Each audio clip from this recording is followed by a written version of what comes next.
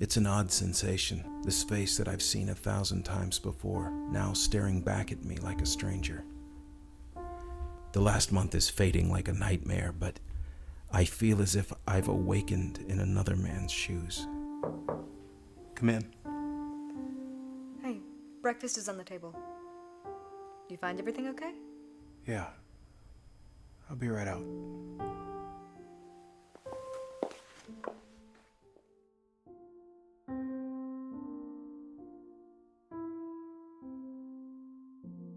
I told Riley everything that happened.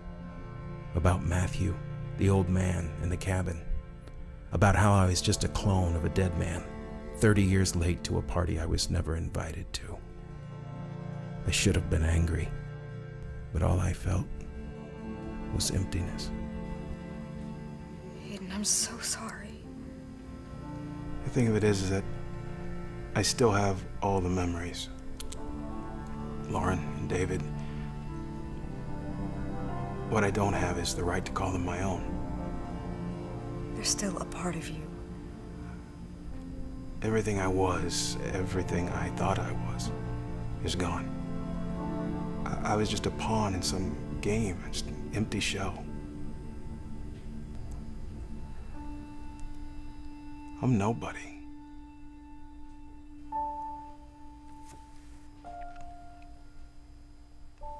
You're not nobody.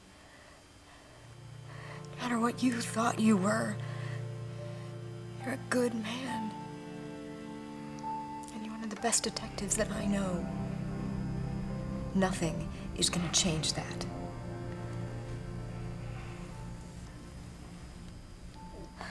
So, where are your instincts telling you to go from here?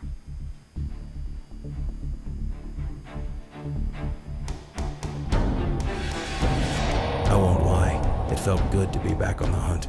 Maybe it wasn't anger, but something was growing to fill the emptiness inside, and I'd be damned if I was gonna let it slip away. So right before you left the city with Matthew, you asked me to check in any background information regarding the Short North Motel. What did you find? Nothing of any interest at the time, but listen to this. The motel changed ownership on July 21st, 2061. That's just 3 years ago. It's just 2 months before I was cloned and woke up in that motel room. Who owns the building? Looks like a private trust owns the lease, the Elsinore Foundation. The Elsinore Foundation. Now who owns that? It doesn't say. Looks like it was set up by an unknown benefactor. Why do I get the impression that we're gonna keep running into a dead end with this? Is there an address? 14th Street, Short North. Why does that sound familiar? Because it's the motel. Of course it is.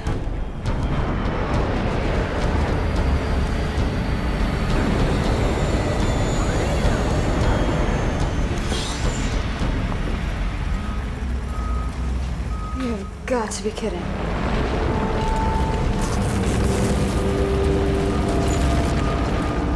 Someone's covering their tracks in a big way.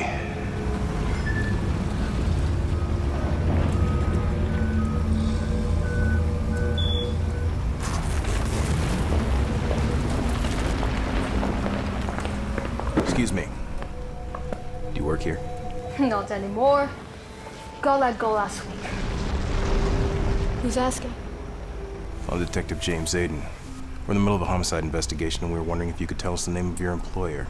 I wish I could, but I've never met the jackass. You telling me you took a job from someone you never even met? In this economy, you take whatever you can get. They paid in cash every week like clockwork for 3 years. Well, in my experience, those who insist on paying in cash usually have something to hide. The only stipulation was that I couldn't rent out room 324. Wait, you said you never met him, so how did you communicate? He'd leave typed up notes on paper. You believe that? It was like working for a ghost. You still have any of those old notes? Do you keep 3-year-old notes laying around? I told you. They paid like clockwork, and I didn't ask questions. Now, unless you're offering me a new job, I've got to go. Someone's got to be behind that trust. private trusts are bulletproof. Even if we had solid evidence, which we don't, it would be next to impossible to get a warrant. Well, the information should still be in the city mainframe. You won't get authorization. It's never stopped us before. The precinct was like walking into the wrong bar and knowing you're not welcome. Apparently word had gotten out that I was a clone, and after 3 years of making life hell for the boys in blue, I was no doubt gonna see some payback. Like Riley said, that's not gonna change anything. Detective Aiden, Riley. Dylan Woodruff, Assistant DA. I understand you're the reason for all of this, Detective. So you know about what happened? They've read your report, Detective. Everyone at the DA's office has been brought up to speed, given yesterday's events. Quite frankly, it reads like science fiction. It's a hard story to swallow, which doesn't make my job any easier. Yeah, well, that's the truth. Truth these days comes in short supply, Detective. With the mess your evil twin left us, Infinity is coming down the mountain like a freight train. By the time their lawyers are through, we'll be lucky to write parking tickets. There's been a serious breach of credibility. Until the public's trust can be restored, we're implementing sanctions. What kind of sanctions? Your passports have been revoked until further notice. Your activities are relegated to a level 1 clearance only. The police force has just come under a very large and very expensive microscope. I'd watch my next steps very carefully if I were you.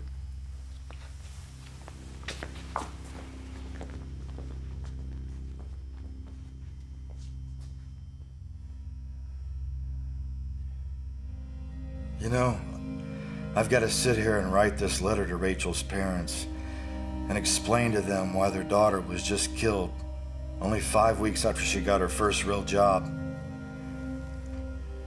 And I don't know what I'm going to say to them. I don't give a damn whether or not you're a carbon copy.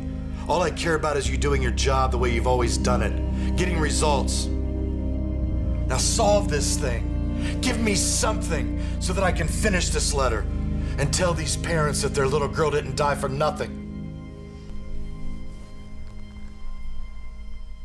We're gonna need level 5 access to the mainframe.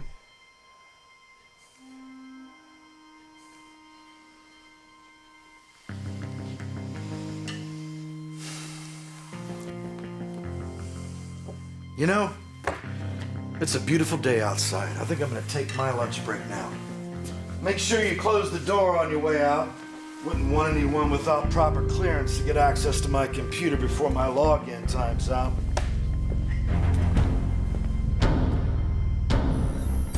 Here it is. Elsmore Foundation, private trust. Board members 1, Larry Callahan. There you are, you son of a bitch. Now who are you? Cross-referencing now with all known records. Oh my god, Aiden, the guy's a cop. Captain Larry Callahan, age 83, retired. Honorable discharge, precinct 12. That was 22 years ago. He worked here. At this precinct.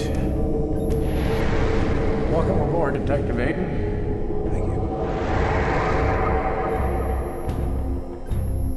Riley, I think I met this guy. I mean, my original did. I think he was the guy that hired James Aiden 30 years ago. Oh, his address is still in town. He's at the Shady Glen Retirement Home on the Upper East Side. I'll get the car. Mr. Callahan has an advanced form of Alzheimer's. Sometimes he can recognize people, but most of the time he's just lost in his own mind. Larry, there's some people here to see you. Charlie? Charlie? Why are you spending all day in your room? Visiting hours are almost over, and we make no exceptions. So keep that in mind. Thank you. We'll just be a few minutes. I'll be right outside if you need me. Look at that window. It's a beautiful day. Why don't you go outside and play? Mr. Callahan. I've got a ball and a mitt here somewhere. Larry. Now, what did I do with that baseball? Captain!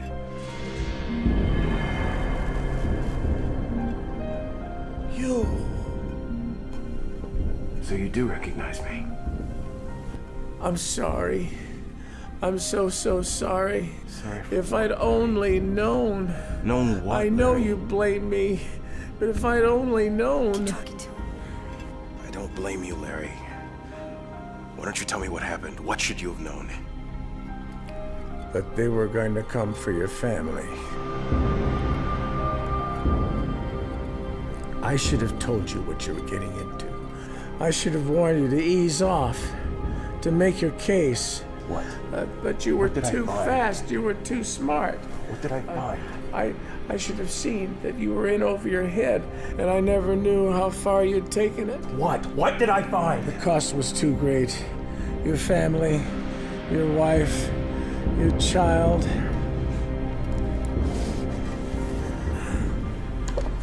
All a man really has is his family. Everything else turns to dust. Captain. I tried to do the best What did I could. find? I tried to do right by him. Right by whom? Time's up. Visiting hours are now over. Sorry, can we have just a few more minutes? Please, Captain, who? I'm sorry, detectives, but he needs his rest. You'll have to continue this tomorrow. Charlie, why don't you go outside and play? It's such a nice day.